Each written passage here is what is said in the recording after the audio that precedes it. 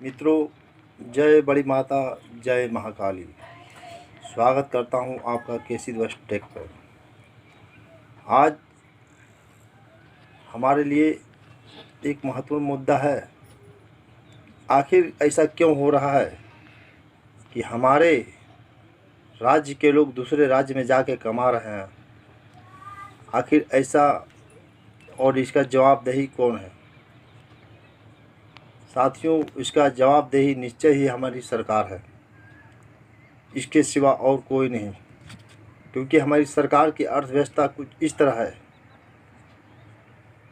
कि वे मध्यम वर्ग को कोई फ़ायदा नहीं देना चाहते। उनका मकसद सिर्फ अमीर और निचले तबके के लोगों को देखना है। अगर हमारे राज्य का कोई भी लड़का जिसके अंदर हुनर हो या जिसके अंदर कुछ करने की क्षमता हो और ऐसी अवस्था में उसके पास पूंजी ना हो, वो निश्चय है कि अपनी कला को अंजाम किसी का काम करके ही दे सकता है। हमारे राज्य में बहुत सारे लड़के ऐसे होते हैं जिनके अंदर बिजनेस करने की खूबियाँ होती है और जिनके अंदर जुनून होता है, लेकिन वो जुनून इसलिए मार खा जाता है क्योंकि हो सकता है उनकी कोई कमजोरी हो या उनके पिता के पास पूंजी ना हो। हालांकि हमारे राज्य में या हमारे भारत देश में बहुत सारे नौजवान युवा कुछ खास गुण रखते हैं, लेकिन वो मजबूर हो जाते हैं क्योंकि उनके पास पूंजी नहीं होती। और अगर किसी युवा में ये जुनून जागे कि मुझे कुछ करना है, उसके लिए पैसे का बंदोबस्त कहाँ से करना है, इसके लिए वो बैंकों के दरवाज़ा ज़रूर खटखटाते हैं, जिनमें से बहुत सारे सरकारी बैंक होते हैं।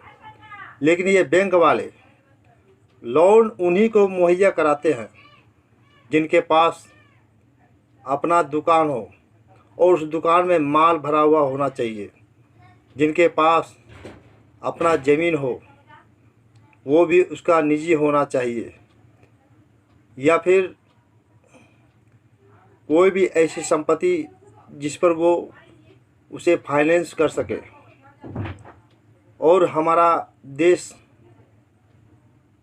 इतना ही जनसंख्या वाला है कि बहुत से लोग, मध्यम वर्ग के लोग अक्सर गरीब ही पाए जाते हैं। लेकिन मध्यम वर्ग के लोग गरीब होने के साथ साथ स्वाभिमानी भी होते हैं, क्योंकि हमारा स्वाभिमान होना इसलिए जायज़ होता है कि हम किसी से मांग कर नहीं खाते। इसी कारणवश आज नौजवान पीढ़ी अपनी कला को जानते हुए भी किसी दूसरे राज्य में जाकर दूसरे के अंदर में काम कर कमाते हैं। लेकिन हमारी सरकार उन लोगों को ही लोन देने का नियम कानून बनाते हैं जिनके पास पहले से कुछ संपत्ति हो, जिनका वो औकात हो। ये सब सरकार की नीतियां हैं। अगर आज बड़े बड़े उद्योगपति पैसे लेकर अगर पैसा डुबा भी दे तो ये उनका कुछ नहीं कर सकते। और कोई गरीब हो तो उसे ये लोग पेंशन या फिर कुछ अनाज देकर उनकी सहायता करते हैं। लेकिन हम मध्यम वर्ग के लोग इस देश में 60% पाए जाते हैं, जिसमें तो रास्ता खोजना पड़ेगा, लेकिन 30% हमारे देश में गरीब है जिस रास्ते से और आए 10% रास्ते से अमीर गुजरना तबके भी के लोग पड़ेगा होते हमें। हैं। ये बैंक वाले जिस लोन रास्ते से उन्हीं लोगों को चढ़ा, मुहैया उस कराते हैं रास्ता हमें जो बड़े उद्योगपति हो या फिर जिनसे खूब सारा रिश्वत मिल जाए। ना जाने हमारे कोई भी सरकार आज तक मध्यम वर्ग के लिए कोई नियम कानून ही नहीं बनाया। हमारे नौजवान युवा पीढ़ी के पास दिमाग रहते हुए भी वो बिजनेस नहीं कर सकते, क्योंकि उनके पास पूंजी नहीं होती। और अगर बैंक को लोन के लिए अप्लाई भी करते हैं तो बैंक वाले तरह तरह का नियम बताकर उसे बैंक में दौड़ाते हैं, उनसे दुकान का लाइसेंस मांगते हैं, अपनी किसी भी चीज़ पर या तो फिक्स डिपॉजिट मांगते हैं, यानी किसी न किसी चीज़ पर ही बंधक रख के वो देते हैं। लेकिन बड़े बड़े उद्योगपति को बिना किसी गारंटर के करोड़ों रुपये के लोन दे देते हैं। हमारी सरकार इन बैंकों को ना जाने कौन से बंधन में बांधी हुई है, कितने नियम कानून बनाए हुए हैं कि हम मध्यम वर्ग के लोगों को कोई फ़ायदा नहीं होता। फ़ायदा उन्हीं को होता है जिनके पास उनके पिता की संपत्ति हो, जिनके पास उनके पिता की दुकान हो, जिनके पास लाखों करोड़ों की ज़मीन हो। यानी जो गरीब है और गरीबी से नीचे से ऊपर उठना चाहता है, उनको ना तो बैंक कुछ सुविधा दे सकती है और ना ही सरकार। कहने को तो मुद्रा लोन, शिशु लोन, सारे लोन पास किए गए, लेकिन बैंकों में एक बात बोर्ड पर लिख दिया गया, बैंक को लोन देना बैंक की मर्ज़ी पर डिपेंड करता है, ये आपका अधिकार नहीं। इसी कारणवश हमारे राज्य के युवा पीढ़ी अपनी मजबूर होकर अपनी अरमानों को दबाए किसी दूसरे राज्य में जाकर दूसरे कंपनियों के अंदर में काम कर शोषण होते रहते हैं। और अगर कोई भी मज़दूर अभी के कोरोना के समय में जो इतना मज़दूर वापस पैदल आ रहे हैं या गाड़ी से आ रहे हैं, ये सारे विपक्ष वाले सिर्फ आवाज़ उठा रहे हैं कि मज़दूर बस भेजो, ट्रेन भेजो लोगों, लेकिन कोई ये नहीं कहता। यहाँ तक कि कोई भी राजनीतिक दल का नेता ये कहने नहीं आया कि आप इन बाहर जाने वाले मज़दूरों को कुछ लोन मुहैया कराएं ताकि ये लोग अपने धंधे को, अपने खेती को और अपने अंदर छुपे हुए बिजनेसमैन को जगा सके। सिर्फ राजनीतिक करते हैं, उसके सिवा कुछ नहीं। और हम मध्यम वर्ग के लोग आंखें पसार कर देखते रहते हैं, क्योंकि हमारे अंदर एकता नहीं है। अगर कोई भी राज्य की सरकार चाहे या हमारे देश की सरकार चाहे तो हमारे देश की अर्थव्यवस्था इस तरह नहीं हो सकती। अगर चाइना वालों को ही लिया जाए तो चाइना वाले कैसे कमाते हैं? उनकी सरकार उनकी देख रेख करती है, उन्हें भले कम पैसा देती है लेकिन रोज़गार अपना देती है। हर शक अपने नागरिकों का हर वो सुविधा मुहैया कराती है जिससे वो सही ढंग से जी खा सके। और हमारी सरकारें क्या करती है? सिर्फ राजनीति। जिंदगी भी सरकार ट्रेन चलाए से या परेशान बस हो चलाए, गया इससे हूँ। मतलब नहीं निकलता। मौत भी साला मतलब ये निकलता है पास कि आकर हमारे गले नहीं देश से जो लगाता। लोग, हमारे राज्य से जो लोग बाहरी राज्य में कमाने जाते हैं, क्या वो कंपनियां स्वदेशी है? वे सारे कंपनी विदेशी होते हैं। आखिर ऐसा क्यों होता है? क्यों नहीं कुटीर धंधों को बढ़ावा दिया जाता है? और हम मध्यम वर्ग के लोग सिर्फ चूतिया बनकर देखते रहते हैं। अगर कोई बड़ा उद्योगपति बैंक से लिए हुए लोन को डुबा देता है या कोई लेकर भाग जाता है, बैंक अपनी भरपाई हमारे सेविंग अकाउंट से तरह तरह का नियम लगाकर हमारे पैसों को काट कर करता है। हम पूछते क्या हम मध्यम वर्ग के लोग का कोई वैल्यू नहीं? क्या हम गधे हैं या हम घोड़े हैं या हम बैल हैं?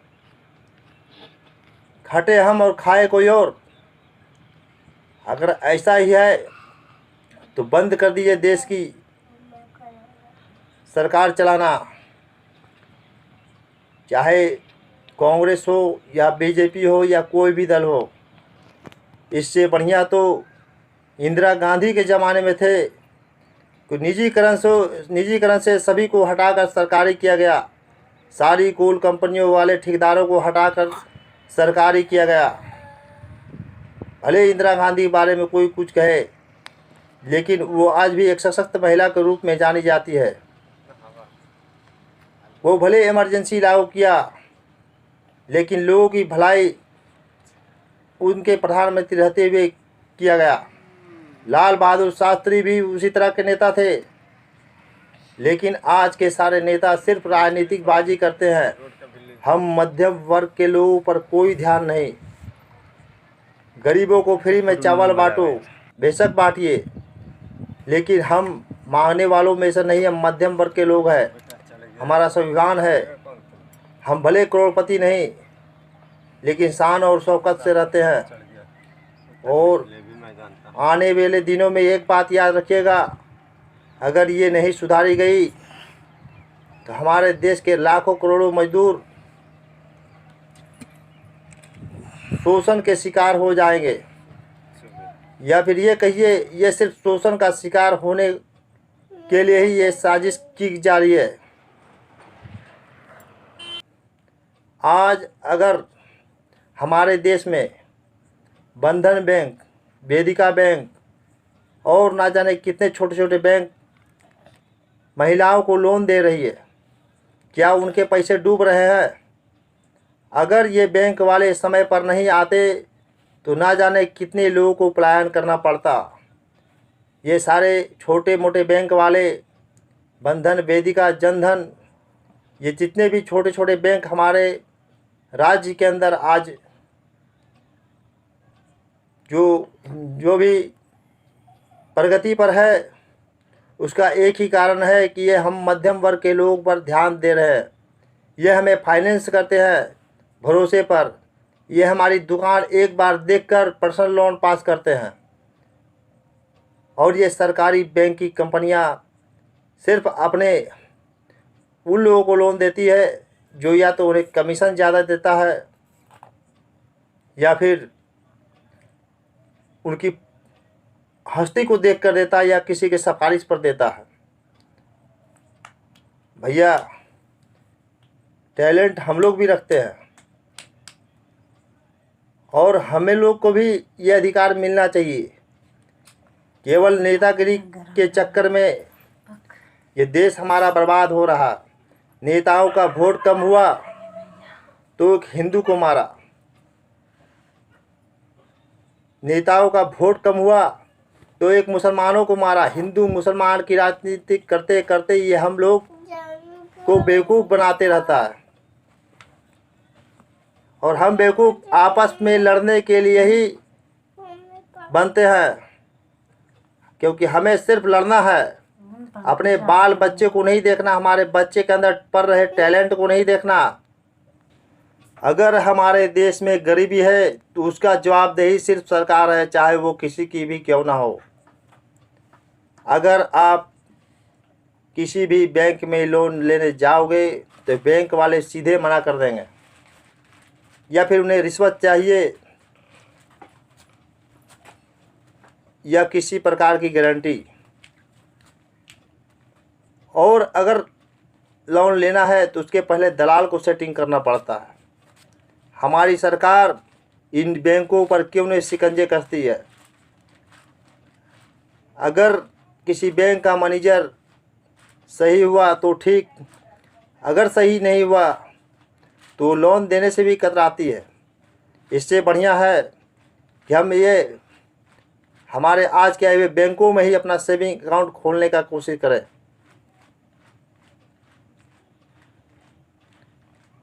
हमारे देश में बेरोज़गारी इसलिए नहीं है कि हम जनसंख्या बढ़ रहा है हमारे देश में बेरोज़गारी इसलिए है क्योंकि हम आपस में लड़ने में ही परेशान है।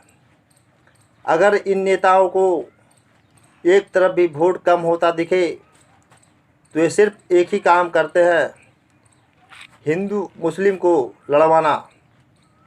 हिंदू मुस्लिम को लड़ने वाला कोई और नहीं, सभी ऊंचे तबके के लोग होते हैं जो निःशक्त रूप से कहीं न कहीं राजनीति से संपर्क रखते हैं।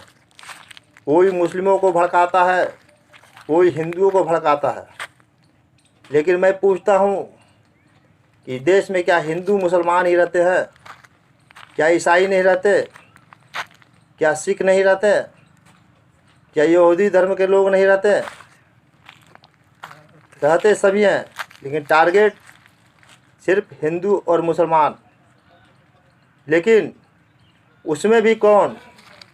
या तो कोई ब्राह्मण होता है, या तो कोई मौलवी जो राजनीतिक दलों के साथ मिला होता है। एक साजिश के तहत हम लोगों को आपस में लड़वाया जाता है ताकि लोगों को उन्नति की ओर से हटाकर शोषण उसका कर सके। 20 लाख करोड़ का पैकेज, जिस तरह हमारी सरकार ने कहा इस देश की आबादी 130 करोड़ है, यानी कि एक एक आदमी को 1 करोड़ भी दे दे तो भी नहीं घटेगा। लेकिन ये 20 लाख का पैकेज रास्ते में आते आते 1000 रुपया पर आदमी पर हो जाएगा, क्योंकि इसे बीच में बांटने वाला कोई और नहीं, उन्हीं के लोग होते हैं। और हम मध्यम वर्ग के लोग, एक बात का खास करके ध्यान दिया जाए, सारे बड़े बड़े उद्योगपतियों को लोन माफ़ हो जाते हैं, चाहे वो 100 करोड़ की हो, चाहे 70 करोड़ की हो, चाहे 60 करोड़ की। लेकिन क्या हम मध्यम वर्ग के लोगों का कुछ माफ़ हुआ? ना हमारे लोन माफ़ हुए, ना हमारे ईएमआई माफ़ हुए, ना हमारे बिजली बिल माफ़ होते हैं। अभी इस लॉकडाउन की स्थिति में अगर कोई लोन लिया है तो सूद उस पर जारी है, कोई बिजली जला रहा है तो बिजली बिल भी जारी है, और कोई अगर ईएमआई पर फ़ोन लिया हो तो कंपनी वाले उसे घूर रहे हैं कि भैया पैसा भरिए। सरकार ने कहा घर में बंद रहिए, लेकिन बंद रहने कहाँ दे रहे हैं? आवागमन बंद किया, ट्रांसपोर्टिंग बंद किया, हर चीज़ बंद कर गए। और हम मध्यम वर्ग के लोगों को आज ज़रूरत है आवाज़ उठाने की, क्योंकि हम लोग बेरोज़गार नहीं, हमें बेरोज़गार बनाया जा रहा है। हम आपस में लड़कर ही बेवकूफ़ बन रहे हैं। अरे अल्लाह और भगवान तो एक ही रूप होता है, कोई ऐसा नहीं जो आसमान से टपका हो।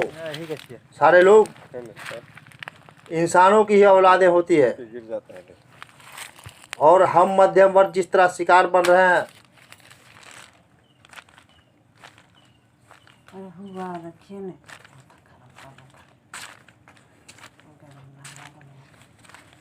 मैं ये नहीं कहता कि आप चीनी सामान का बहिष्कार करो या कुछ भी बहिष्कार करो। मैं ये कहता हूँ अपनी आंखें खोलो। चीनी सामान इसलिए नहीं यहाँ बिकता कि हमें उनकी ज़रूरत है। इस क्षेत्र में, इस देश में उन्हें आयात करने वाला कौन होता है? अगर चीनी सामान यहाँ आया तो ही बिका। इसका मतलब क्या है? हमारे बच्चों के अंदर भी टैलेंट होता है, लेकिन पैसों की कमी के कारण वे आगे नहीं पढ़ पाते। भले आपकी स्कूल सरकारी हो, आपके विद्यालय सरकारी हो, लेकिन पढ़ने के लिए, वहाँ पढ़ाने के लिए अध्यापक भी सही नहीं होते। क्योंकि सरकारें कोई भी हो, लेकिन वो हर तरफ से हम आम नागरिक को शोषण करने का ही जरिया बनाते हैं। वे चाहते हैं कि इन लोगों का सिर्फ शोषण हो, क्योंकि वे जानते हैं जिस दिन हम जाग गए उस दिन ये सरकारें नहीं रहेगी। इसलिए मैं यही कहना चाहता हूँ, सरकार को वोट ज़रूर दे, लेकिन जो हम जैसे लोगों को बेरोज़गार कर रहा है उस बात पर अवश्य ध्यान दे। आज लाखों आदमी अपनी जान से हाथ धो रहे हैं, उसका कारण कोई और नहीं, कोई भी सरकार है, लेकिन है। आने वाले सालों में कितनी भी सरकारें बनती आई, लेकिन सारे सरकारों ने सिर्फ एक ही काम किया, बैंक वालों पर किन्हीं ने भी शिकंजा नहीं कसा कि पब्लिक का पैसा आप अनमने ढंग से तरह तरह के जुर्माने लगाकर कभी मिनिमम कभी मैक्सिमम बैलेंस के नाम पर काटते हो। किसी ने इस बात पर आज तक प्रकाश किसी नेता ने नहीं डाला कि क्या मध्यम वर्ग के लोग जिनके पास पूंजी ना हो, जिनके पास कोई संपत्ति ना हो, अगर वो खड़ा होना चाहे तो बैंक वाले लोन ना दे। किसी ने भी आज तक इसके खिलाफ नहीं बोला। कहीं न कहीं सरकार को हो सकता है इससे फ़ायदा ही है कि हम मध्यम वर्ग के लोग ही इनका शोषण हो रहे हैं। और एक बात अवश्य ध्यान दें, आज अगर आवाज़ नहीं उठाएंगे, आने वाले दिनों में बेरोज़गारी तो बढ़ेगी ही, लेकिन हमारे देश में कल भी ये शोषण करेंगे। हम नमक तेल रोटी खाएंगे और वो बैठ के लाखों करोड़ों रुपये लेकर बाहर भागेंगे। करेगा कौन? वो हमारे पैसे से ऐश मौज करेंगे। हम यहाँ एड़िया रगड़ रगड़ के मेहनत करेंगे। ये भी मैं जानता हूँ। अगर आज के डेट में किसान आत्महत्या कर रहा है तो इसका जिम्मेवार भी सरकार है, क्योंकि किसानों को उनके हिसाब से शिक्षा नहीं मिल रही, या किसान के बेटों को कृषि की शिक्षा नहीं दी जा रही है। इसलिए लोग अपने ही काम से नफरत करने लगे। आज